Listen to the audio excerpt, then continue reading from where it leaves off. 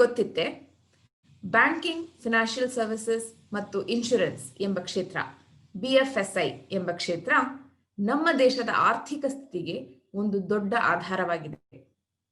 ಈ ಕ್ಷೇತ್ರದಲ್ಲಿ ಯಾವ ರೀತಿಯಾದ ಕೆಲಸಗಳಿವೆ, ಸ್ವಯಂ ಉದ್ಯೋಗಗಳಿವೆ, ಈ ಕ್ಷೇತ್ರಕ್ಕೆ ಸೇರಿಕೊಳ್ಳುವುದಕ್ಕೆ ಯಾವ ತರಹ ಕೌಶಲ್ಯತೆ ಬೇಕಾಗಿದೆ, ಈ ರೀತಿಯಾದ ಪ್ರಶ್ನೆಗಳು ತಮ್ಮ ಮನಸ್ಸಿನಲ್ಲೂ ಇದೆಯೇ? ಹಾಗಾದರೆ ಇವತ್ತಿನ ಸಂಭಾಷಣೆ ನಿಮಗಾಗಿ. ನಮಸ್ಕಾರ. ಸಚ್ ಹೋಂಗೆ ಸಪ್ನೆ ಸಂಭಾಷಣೆಗೆ ನಿಮ್ಮೆಲ್ಲರಿಗೂ ಸುಸ್ವಾಗತ. ಇದು ದೀಪ್ತಿ ಹೆಡ್ಹೆಲ್ಢಯಿಂದ. ಇವತ್ತು ನಾವು ಬ್ಯಾಂಕಿಂಗ್, ಫಿನಾನ್ಷಿಯಲ್ ಸರ್ವಿಸಸ್ ಮತ್ತು ಇನ್ಶೂರೆನ್ಸ್ ಕ್ಷೇತ್ರದ ಬಗ್ಗೆ ಮಾತಾಡುತ್ತೇವೆ. ಇದನ್ನು ಆಂಗ್ಲದಲ್ಲಿ BFSI ಸೆಕ್ಟರ್ ಅಂತ ಹೇಳ್ತಾರೆ. ಈ ಕ್ಷೇತ್ರ ನಮ್ಮ ದೇಶದ ಆರ್ಥಿಕ ಸ್ಥಿತಿಗೆ ಒಂದು ದೊಡ್ಡ ಆಧಾರವಾಗಿದೆ. ಈ ಕ್ಷೇತ್ರದಲ್ಲಿ public banks, private banks, credit institutions, investment companies, insurance companies ಅಂತಹ ಹಲವಾರು ಸಂಸ್ಥೆಗಳಿವೆ. ಈ ಕ್ಷೇತ್ರ ನಮ್ಮ ಭಾರತದ GDPಗೆ 7.7% ಕೊಡುಗೆ ನೀಡುತ್ತದೆ.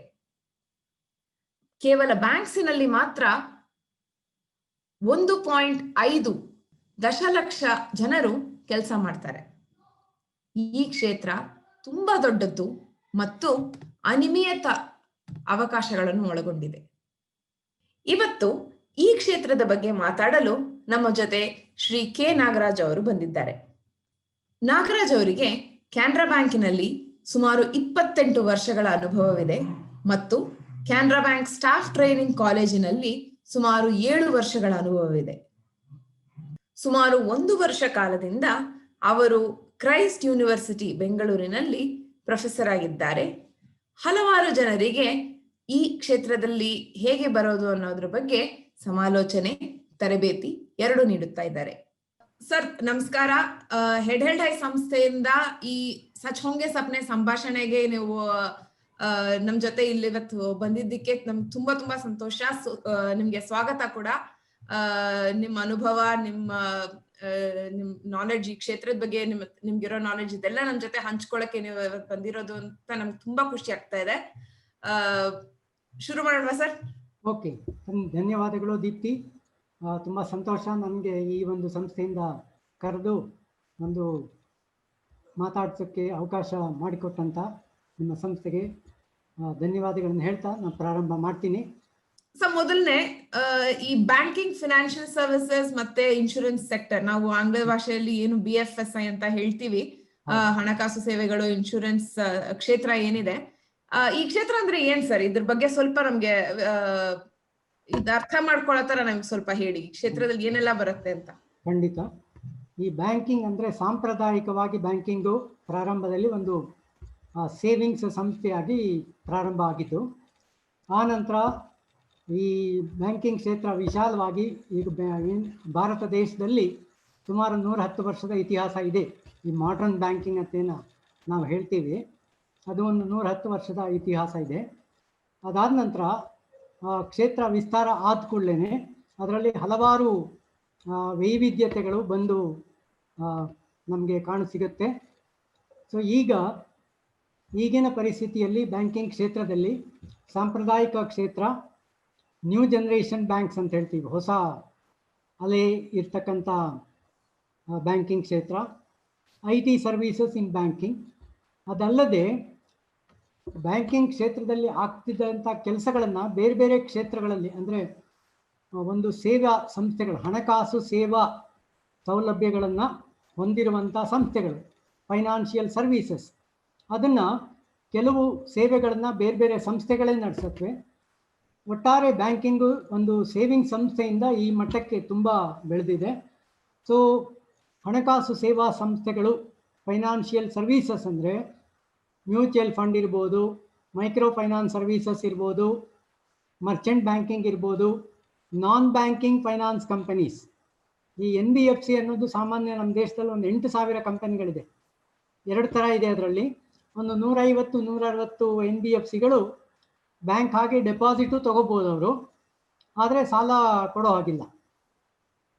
ಸೊ ಅವರು ಇನ್ವೆಸ್ಟ್ಮೆಂಟ್ಸ್ ಮಾಡಬೇಕು. ಸೊ ಆ ಥರ ನಾನ್ ಬ್ಯಾಂಕಿಂಗ್ ಫೈನಾನ್ಸ್ ಕಂಪನೀಸ್ ಅಂತ, ಅವರಿಗೆ ಕೆಲವು ರೂಲ್ಸ್ ಆ್ಯಂಡ್ ರೆಗ್ಯುಲೇಷನ್ಸ್ ಇದೆ. ದೇ ಕೆನಾಟ್ ಪುಟ್ ಬ್ಯಾಂಕಿಂಗ್ ಅನ್ನೋ ಪದ ಇದ್ದರೂ ಕೂಡ ಅವರು ಬ್ಯಾಂಕ್ ಮಾಡ್ತಕ್ಕಂಥ ಎಲ್ಲ ಕೆಲಸಗಳನ್ನು ಅವ್ರು ಮಾಡೋ ಹೋಗಿಲ್ಲ, ಕೆಲವು ರೆಸ್ಟ್ರಿಕ್ಷನ್ಸ್ ಹಾಕ್ಬಿಟ್ಟು ಅವ್ರು ಕೆಲಸ ಮಾಡ್ತಾರೆ. ಮತ್ತು ಇನ್ಶೂರೆನ್ಸ್ ಸೆಕ್ಟರ್ನಲ್ಲಿ ಲೈಫ್ ಇನ್ಶೂರೆನ್ಸು, ಜನರಲ್ ಇನ್ಶೂರೆನ್ಸು ಮತ್ತು ಹೆಲ್ತ್ ಇನ್ಶೂರೆನ್ಸು ಲೈಫ್ ಇನ್ಶೂರೆನ್ಸ್ ಪ್ರಾಡಕ್ಟಲ್ಲೂ ಸ್ವಲ್ಪ ಬರುತ್ತೆ. ಸೊ ಜನರಲ್ ಇನ್ಶೂರೆನ್ಸಲ್ಲಿ ಪ್ರಾಪರ್ಟಿ ಇನ್ಶೂರೆನ್ಸ್ ಇರ್ಬೋದು, ವೆಹಿಕಲ್ ಇನ್ಶೂರೆನ್ಸ್ ಇರ್ಬೋದು, ಮತ್ತು ಆಕ್ಸಿಡೆಂಟ್ ಇನ್ಶೂರೆನ್ಸ್ ಇರ್ಬೋದು, ಅವೆಲ್ಲ ಜನರಲ್ ಇನ್ಶೂರೆನ್ಸಲ್ಲಿ ಬರುತ್ತೆ. ಆಮೇಲೆ ಬಿಸ್ನೆಸ್ ಇನ್ಶೂರೆನ್ಸ್, ಅವೆಲ್ಲ ಜನರಲ್ ಇನ್ಶೂರೆನ್ಸಲ್ಲಿ ಬರುತ್ತೆ. ಫೈನಾನ್ಷಿಯಲ್ ಸರ್ವಿಸಸ್ ತುಂಬ ಇದೆ. ಸೊ ಇವು ಮೂರು ಕ್ಷೇತ್ರ ನೋಡಿಕೊಂಡು ಈಗ ಸಾವಿರಾರು ಸಂಸ್ಥೆಗಳು ಇದೆ ಇದರಲ್ಲಿ. ಸೊ ಇದು ಒಂದು ಮೂಲಭೂತವಾದಂಥ ಒಂದು ಪರಿಚಯ. ಅರ್ಥ ಆಯ್ತು. ಸರ್, ನಿಮ್ಮ ಅನುಭವದಲ್ಲಿ ಈ ಕ್ಷೇತ್ರದಲ್ಲಿ ಮುಖ್ಯವಾಗಿ ಯುವತಿಯರಿಗೆ ಯಾವ ತರ ಅವಕಾಶ ಇದೆ? ಅದು ಕರ್ನಾಟಕದಲ್ಲಿ ಯಾವ ತರ ಅವಕಾಶಗಳೆಲ್ಲ ಇದೆ, ಮುಂದೆ ಬರ್ಬೋದು? ಮೂರು ನೀವು ಹೇಳಕ್ಕಾಗತ್ತಾ? ಇದೆ, ಬರುತ್ತೆ ಅನ್ನೋದಲ್ಲ. ಈ ಒಂದು ಮೂರು ಸೇವಾ ಕ್ಷೇತ್ರಗಳಲ್ಲಿ 110 ವರ್ಷಗಳ ಇತಿಹಾಸ ಇರೋದ್ರಿಂದ ಅವಕಾಶಗಳು ತುಂಬ ಇದೆ, ಮುಂದೆನೂ ಬರುತ್ತೆ. ಹೆಚ್ಚು ಫೈನಾನ್ಷಿಯಲ್ ಎಂಜಿನಿಯರಿಂಗ್ ಪ್ರಾಡಕ್ಟ್ಸ್ ಅನ್ನೋದೊಂದು ರಿಸರ್ಚ್ ಮಾಡ್ತಾ ಇದ್ದಾರೆ. ಸೊ ಹೊಸ ಏರಿಯಾಸ್, ಹೊಸ ಕ್ಷೇತ್ರಗಳು ಇದರಲ್ಲಿ ಬರ್ತಾ ಇದೆ. ಫೈನಾನ್ಷಿಯಲ್ ಎಂಜಿನಿಯರಿಂಗ್ ಅಂತ ಹೇಳ್ತಾರೆ, ಆಮೇಲೆ ಫೈನಾನ್ಷಿಯಲ್ ರಿಸರ್ಚ್ ಅಂತ ಹೇಳ್ತಾರೆ. ಸೊ ಇವೆಲ್ಲ ಹೊಸ ಕ್ಷೇತ್ರಗಳು ಇವೆ. ಫೈನಾನ್ಷಿಯಲ್ ಸರ್ವೀಸಸ್ ತಗೊಂಡಾಗ ಕ್ಲರಿಕಲ್ ಲೆವೆಲ್ ಅಥವಾ ಎಂಟ್ರಿ ಲೆವೆಲ್ ಅಂತ ಒಂದು ಇದೆ. ಕ್ಲಾರ್ಕ್ ಅನ್ನೋ ಪದ ಮುಂಚೆ ಉಪಯೋಗಿಸ್ತಾ ಇದ್ರು, ಈಗ ಅದಕ್ಕೆ ಬೇರೆ ಪದಗಳನ್ನ ಆಯಾ ಸಂಸ್ಥೆಗಳೇ ಅನುಗುಣವಾಗಿ ಅದನ್ನು ಕೊಡ್ತಾ ಇದ್ದಾರೆ. ಪದ ಯಾವುದೇ ಇರ್ಬೋದು. ಒಂದು ಕಸ್ಟಮರ್ನ ಫಸ್ಟ್ ಮೀಟ್ ಮಾಡ್ತಕ್ಕಂಥ ವ್ಯಕ್ತಿಗಳು, ಫ್ರಂಟ್ ಲೈನ್, ಅವರನ್ನು ನಾವು ಕ್ಲರಿಕಲ್ ಕ್ಯಾಡರ್ ಅಂತ ಹೇಳ್ತೀವಿ. ಸೊ ಆ ಕ್ಲರಿಕಲ್ ಕ್ಯಾಡರು ಆಪರ್ಚುನಿಟೀಸ್ ಇದ್ದೇ ಇದೆ, ಪ್ರತಿ ವರ್ಷ ಬರ್ತಾನೆ ಇದೆ. ಕೋವಿಡ್ಗೋಸ್ಕರ ಅದು ನಿಂತಿಲ್ಲ. ಈ ಮೂರು ಕ್ಷೇತ್ರಗಳಲ್ಲಿ ಆ ಒಂದು ಅವಕಾಶಗಳಿದೆ. ಅದಲ್ಲದೆ ಪ್ರೊಬೇಷನರಿ ಆಫೀಸರ್ಸ್, ಇದು ಬ್ಯಾಂಕ್ಸು ಮತ್ತು ಇನ್ಶೂರೆನ್ಸ್ ಎರಡೂ ಕ್ಷೇತ್ರಗಳಲ್ಲಿದೆ. ಆ ಪ್ರೊಬೇಷನರಿ ಆಫೀಸರ್ಸ್ ಅಂದರೆ ಅವ್ರನ್ನ ಈ ಜೂನಿಯರ್ ಮ್ಯಾನೇಜ್ಮೆಂಟ್ ಒಂದು ಗ್ರೇಡಿಗೆ ತಗೊಂಡು ಅವರಿಗೆ ಸಾಮಾನ್ಯ 2 ವರ್ಷ ಅವರಿಗೆ ಪ್ರೊಬೇಷನ್ ಮತ್ತು ಟ್ರೈನಿಂಗ್ ಎರಡೂ ಕೊಟ್ಟು ಅವ್ರನ್ನ ಸೀಟ್ನಲ್ಲಿ ಕೂಡಿಸ್ತಾರೆ. ಸಾಮಾನ್ಯ ಈ ಕ್ಷೇತ್ರಗಳಲ್ಲೆಲ್ಲ ಕನಿಷ್ಠ ಪಕ್ಷ 1 ವರ್ಷ ಒಂದು ವಿಷಯ ಜ್ಞಾನವನ್ನು ತಿಳ್ಕೊಳ್ಳೋಕ್ಕೆ ಅವಕಾಶ ಬೇಕು, ಅಷ್ಟು ಕಾಲಾವಕಾಶ ಬೇಕು. ಆದ್ದರಿಂದ 1 ವರ್ಷ, ಜೊತೆಗೆ ರಿಸರ್ವ್ ಬ್ಯಾಂಕ್ ಗೈಡ್ಲೈನ್ ಪ್ರಕಾರ ಟ್ರೈನಿಂಗ್ ಎಲ್ಲ ಕಂಪಲ್ಸರಿ ಅಂತ ಇದೆ. ಸೊ ಅದೆಲ್ಲ ಸೇರಿಸಿ ಬ್ಯಾಂಕ್ನವರು ಪ್ರೊಬೇಷನ್ 2 ವರ್ಷ ಅಂತ ಹಾಕಿದ್ದಾರೆ. ಆಮೇಲೆ ಅವ್ರಿಗೂ ಒಂದು ಡಿಪಾರ್ಟ್ಮೆಂಟ್ನ ಇನ್ಚಾರ್ಜ್ ಕೊಡ್ತಾರೆ. ಅಲ್ಲಿವರೆಗೂ ಕೊಡಲ್ಲ ಅದನ್ನ ಈ ಕ್ಷೇತ್ರಗಳಲ್ಲಿ. ಖಾಸಗಿ ಕ್ಷೇತ್ರಗಳಲ್ಲಿ ಟ್ರೈನಿಂಗ್ ಕೊಟ್ಟರೂ ಕೂಡ ಅದು ಆನ್ ದಿ ಜಾಬ್ ಟ್ರೈನಿಂಗ್ ಕೊಡ್ತಾರೆ, ಡೈರೆಕ್ಟಾಗಿ ಅವ್ರನ್ನ ಸೇರಿಸ್ಕೊಂಡ್ಬಿಡ್ತಾರೆ. ಇನ್ನು ಪ್ರೊಬೇಷನರಿ ಆಫೀಸರ್ಸ್ ಆದಮೇಲೆ ಈ ಇನ್ಶೂರೆನ್ಸ್ ಸೆಕ್ಟರ್ನಲ್ಲಿ administrative officers, marketing officers, development officers ಅಂತ ಈ ಥರ ತಗೊಳ್ತಾರೆ. ಈ ಬೇರೆ ಎಲ್ಲ 3 ಕ್ಷೇತ್ರಗಳಲ್ಲಿ ಕೂಡ ಸ್ಪೆಷಲಿಸ್ಟ್ ಆಫೀಸರ್ಸ್ ಅಂದರೆ ವಿಶೇಷ ಪರಿಣತಿ ಹೊಂದಿರತಕ್ಕಂಥ ವ್ಯಕ್ತಿಗಳನ್ನ, ವಿಶೇಷ ಪರಿಣತಿ ಮತ್ತು ವಿದ್ಯಾರ್ಹತೆ ಹೊಂದಿರತಕ್ಕಂಥವ್ರಿಗೆ ಸಪ್ರೇಟ್ ಎಂಟ್ರೆನ್ಸ್ ಇದೆ. ಈ ಸ್ಪೆಷಲಿಸ್ಟ್ ಆಫೀಸರ್ಸ್ಗೆ 1-2 ಉದಾಹರಣೆ ಕೊಡ್ಬೋದು. ಅಂದರೆ financial analyst, treasury managers, risk managers, ಆಮೇಲೆ ಕ್ಯಾಪಿಟಲ್ ಮಾರ್ಕೆಟ್ಸ್, ಆಮೇಲೆ ಜನರಲ್ ಇನ್ಶೂರೆನ್ಸ್, ಹೆಲ್ತ್ ಇನ್ಶೂರೆನ್ಸ್ನಲ್ಲಿ ಮಾರ್ಕೆಟಿಂಗು ಮತ್ತು ಡೆವಲಪ್ಮೆಂಟ್, ಇಷ್ಟು ಸ್ಪೆಷಲಿಸ್ಟ್ ಗ್ರೇಡ್ನಲ್ಲಿ ಬರ್ತದೆ. ನೀವಿವಾಗ ಹೇಳಿದ್ದು ಪ್ರೈವೇಟ್ ಕಂಪನಿಗೂ ಸರಿ, ಪಬ್ಲಿಕ್ ಸೆಕ್ಟರ್ ಅಲ್ಲಿ ಇರೋದು ಎರಡಕ್ಕೂ ಅನ್ವಯಿಸುತ್ತಲ್ವಾ? ರೆಕ್ರೂಟ್ಮೆಂಟ್ ವಿಧಾನ ಬೇರೆ ಇದೆ ಅಷ್ಟೇ. ಓಕೆ. ಮುಂದಿನ ಪ್ರಶ್ನೆ ಸರ್, ಇವಾಗ ಒಬ್ಬ ಯುವಕ ಅಥವಾ ಯುವತಿ ಈ ಕ್ಷೇತ್ರಕ್ಕೆ ಬರ್ಬೇಕು ಅಂತ ಆಸೆ ಪಟ್ರೆ ಅವರು ಯಾವ ತರ ತಯಾರಾಗ್ಬೇಕು? ಕಾಲೇಜ್ ಓದ್ತಾ ಇರ್ಬೇಕಾದ್ರೂ ಸರಿ, ಅದಾದ್ಮೇಲೆ ಈ ಕ್ಷೇತ್ರಕ್ಕೆ ಬರಕ್ ಮುಂಚೆನೂ ಸರಿ, ಯಾವ ತರ ತಯಾರಾಗ್ಬೇಕು? ಅವ್ರಿಗೆ ಯಾವ ತರ ಕೌಶಲ್ಯತೆ ಬೆಳೆಸ್ಕೋಬೇಕು ಅವರು? ಖಂಡಿತ ಒಳ್ಳೆ ಪ್ರಶ್ನೆ ಇದು. ಹಲವಾರು ವಿದ್ಯಾರ್ಥಿಗಳಲ್ಲಿ ಮತ್ತೆ ಉದ್ಯೋಗ ಆಕಾಂಕ್ಷಿಗಳಲ್ಲಿ ಇರ್ತಕ್ಕಂಥ ಪ್ರಶ್ನೆ. ಮೊದಲನೇ ಒಂದು ತೀರ್ಮಾನ ಏನು ತಗೊಳ್ಬೇಕಂದ್ರೆ ಅವರಿಗೆ ಕೆಲಸ ಬೇಕಾ ವೃತ್ತಿ ಬೇಕಾ ಅನ್ನೋದು. Whether they want a job or a career. ಇದು ಬಹಳ ಜನಕ್ಕೆ ಕನ್ಫ್ಯೂಷನ್ ಇದೆ. ಮಿನಿಮಮ್ ಕ್ವಾಲಿಫಿಕೇಶನ್, ಕನಿಷ್ಠ ವಿದ್ಯಾರ್ಹತೆಯನ್ನು ಪಡೆದುಕೊಳ್ಬೇಕಾಗ್ತದೆ. ಬ್ಯಾಂಕು ಮತ್ತು public sector insurance companies, non banking companies ಮತ್ತು ಸ್ಪೆಷಲೈಸ್ಡ್ ಇದಕ್ಕೆಲ್ಲ ಮಿನಿಮಮ್ ಅಂದರೆ ಪದವೀಧರಾಗಿರಬೇಕು. ಕನಿಷ್ಠ ವಿದ್ಯಾರ್ಹತೆ ಅಂದರೆ ಪದವೀಧರರು. ಯಾವುದೇ ಕ್ಷೇತ್ರದಲ್ಲಿ ಪದವೀಧರ ಆಗಿರ್ಬೋದು, ಏನು ತೊಂದರೆ ಇಲ್ಲ ಅದರಲ್ಲಿ. ನಾವು ನಮ್ಮ ಬ್ಯಾಂಕ್ಗಳಲ್ಲಿ, ಇನ್ಶೂರೆನ್ಸ್ ಕಂಪನಿಗಳಲ್ಲಿ ಎಂಜಿನಿಯರ್ಸು ಇದ್ದಾರೆ, ಲಾಯರ್ಸು ಇದ್ದಾರೆ, ಎಲ್ಲ ಡಿಪಾರ್ಟ್ಮೆಂಟ್ಗಳಿರುತ್ತೆ, ಎಲ್ಲದಕ್ಕೂ ಬೇಕಾಗ್ತದೆ. ಸೊ ಯಾವುದೇ ಗ್ರ್ಯಾಜುಯೇಟ್ ಇರ್ಬೋದು. ಒಂದೇ ಒಂದು ಬಹುಶಃ ಹಿನ್ನಡೆ ಅಂದರೆ ಈ ಫೈನ್ ಆರ್ಟ್ಸ್ ತಗೊಂಡಿರ್ತಾರಲ್ಲ, ಡ್ಯಾನ್ಸು, ಡ್ರಾಮಾ, ಮ್ಯೂಸಿಕ್ಕು, ಅವ್ರಿಗೂ ಅರ್ಹತೆ ಇದೆ, ಬಟ್ ಅವರಿಗೆ ಕಷ್ಟವಾಗುತ್ತೆ, ಬರೋದಕ್ಕೆ ಕಷ್ಟವಾಗುತ್ತೆ. ಅವ್ರಿಗೆ ಯಾವುದೇ ರೀತಿಯಲ್ಲಿ ಅವ್ರನ್ನ ಅನರ್ಹರು ಅಂತ ನಾವು ತೀರ್ಮಾನ ಮಾಡಲ್ಲ. ಸೊ ಅರ್ಹತೆ ಇದೆ, ಕನಿಷ್ಠ ವಿದ್ಯಾರ್ಹತೆ, ಒಂದು ಗ್ರ್ಯಾಜುಯೇಷನ್ನು. ಮತ್ತು ಎರಡನೇದು ಸ್ಟೆಪ್ ಅವ್ರು ಏನು ತಗೊಳ್ಬೇಕಂದ್ರೆ ಈ ಆಪ್ಟಿಟ್ಯೂಡ್ ಟೆಸ್ಟು ಮತ್ತು ಸಾಮಾನ್ಯ ಜ್ಞಾನವನ್ನು ಚೆನ್ನಾಗಿ ಬೆಳೆಸ್ಕೋಬೇಕು. ಈಗೇನಾಗಿದೆ, ನಮಗೆಲ್ಲ ಮೊಬೈಲಲ್ಲಿ ನೋಡಿಬಿಟ್ಟು ಶಾರ್ಟ್ ನ್ಯೂಸ್ 60 ಸೆಕೆಂಡ್ಸ್ ನ್ಯೂಸ್ ನೋಡೋ ಅಭ್ಯಾಸ ಆಗಿಬಿಟ್ಟಿದೆ. ನೋಡ್ಬಿಡ್ತೀವಿ, ಬಿಟ್ಬಿಡ್ತೀವಿ. ಸೊ ನ್ಯೂಸ್ ಚಾನಲ್ಗಳಾಗ್ಬೋದು, ಅಥವಾ ಒಂದು ಕಾಂಪಿಟೀಷನ್ ಸಕ್ಸಸ್ ಪಡೆದುಕೊಳ್ಳುವಂಥ ಒಂದು ಮ್ಯಾಗಝೈನ್ಸ್ ಆಗ್ಬೋದು, ಅಥವಾ ನ್ಯೂಸ್ ಪೇಪರ್ ಆಗ್ಬೋದು. ಕೆಲವರು ಹೇಳ್ತಾರೆ ನ್ಯೂಸ್ ಪೇಪರ್ ಅಂದರೆ ಆಲ್ರೆಡಿ ನಾವು ಮೊಬೈಲಲ್ಲಿ ನೋಡ್ಬಿಟ್ಟಿದ್ದೀವಿ, ಅದರಲ್ಲಿ ಏನು ಬರುತ್ತೆ ಅಂತ. ಬಟ್ ಒಂದೇನೆಂದರೆ, ನಾವು ಪ್ರಿಂಟ್ ಮೀಡಿಯಾಗೂ ಈ ಎಲೆಕ್ಟ್ರಾನಿಕ್ ಮೀಡಿಯಾಗೂ ಒಂದು ವ್ಯತ್ಯಾಸ ಇದೆ. ಎಲೆಕ್ಟ್ರಾನಿಕ್ ಮೀಡಿಯಾ ಒಂದು ಸಲ ನೋಡಿದ್ಮೇಲೆ ಅದನ್ನು ವಾಪಸ್ ರಿಟ್ರೀವ್ ಮಾಡೋದು ಕಷ್ಟ ಆಗ್ಬೋದು, ಅದು ನನ್ನ ಅನುಭವ. ನ್ಯೂಸ್ ಪೇಪರ್ ಆದರೆ ಅಲ್ಲೇ ಇರುತ್ತೆ.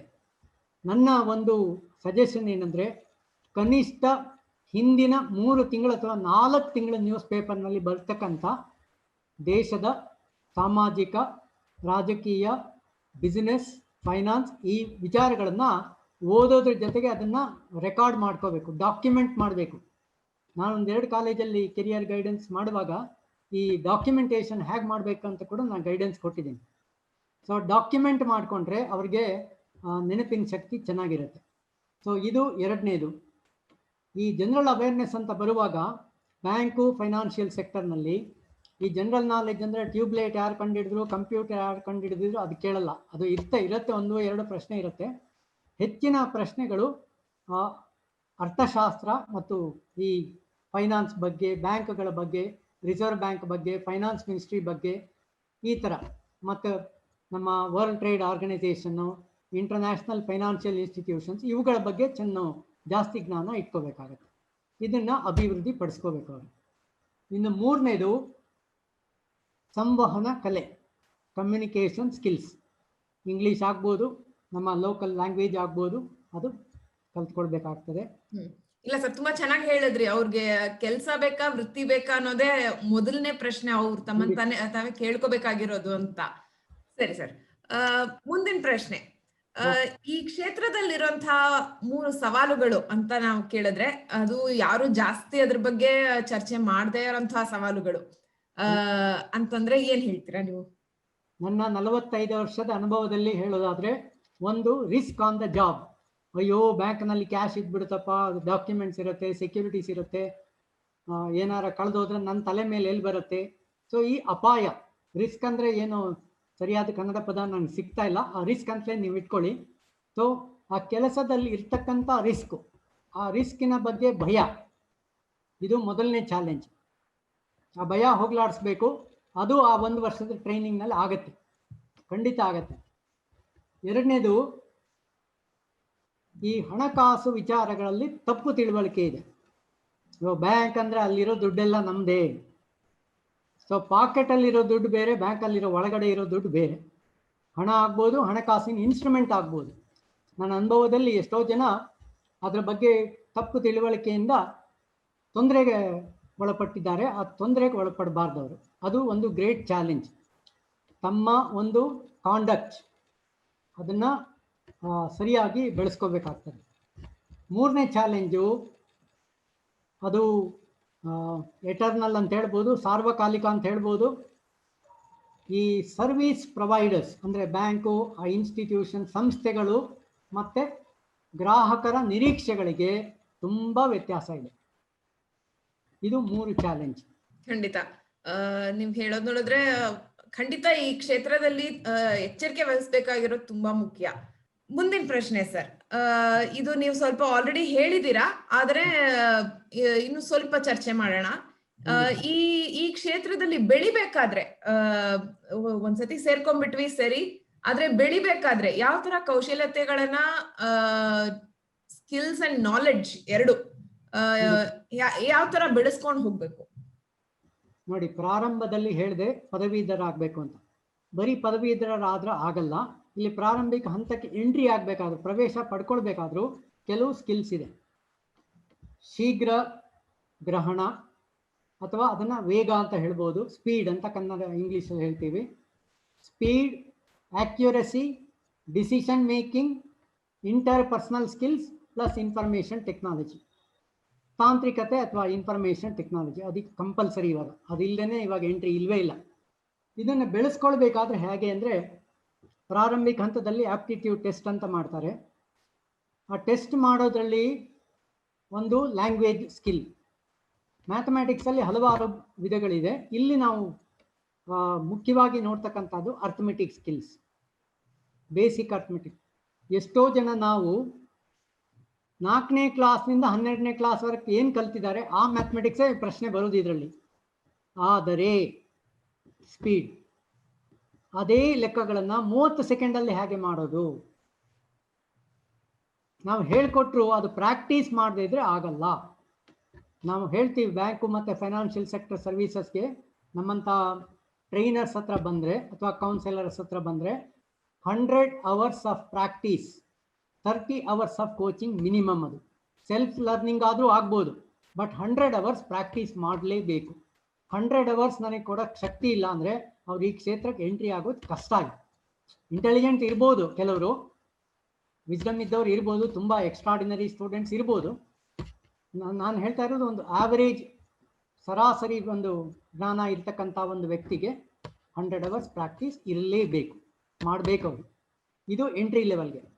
ಸ್ಪೆಷಲೈಸೇಷನ್ ಲೆವೆಲ್ಗೆ ಅಥವಾ ವ್ಯಾವಹಾರಿಕ ಕೌಶಲ್ಯ ಅಥವಾ ಪದವಿ ಅಥವಾ ಡಿಪ್ಲೊಮಾ ಪಡೆದಂಥ ವ್ಯಕ್ತಿಗಳಿಗೆ ಆ ಪಡೆದಂಥ ಕ್ಷೇತ್ರದಲ್ಲಿ ಒಂದು ಉನ್ನತ ಜ್ಞಾನ ಇರಬೇಕು.